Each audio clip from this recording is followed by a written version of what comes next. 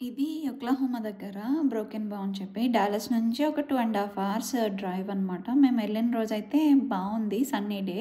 కాకపోతే ఆ evening full వర్షం పడిందన్నమాట. మేము ఇది కయాకింగ్ ఉంటాయి కదా!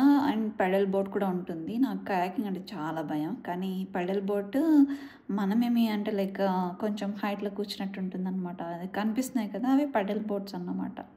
పెద్ద పెద్దగా కనిపిస్తున్నాయి కదా! సో, మేమైతే 4 మెంబర్స్ వెళ్ళాము. నేను, మా బాబు, మా మదర్ ఉన్నారప్పుడు. పెడల్ బోట్ తీసుకొని చాలా కాన్ఫిడెంట్‌గా మంచిగా లోపలికి వెళ్ళాం. కానీ బావుంది. చాలా బావుంది. We really enjoyed.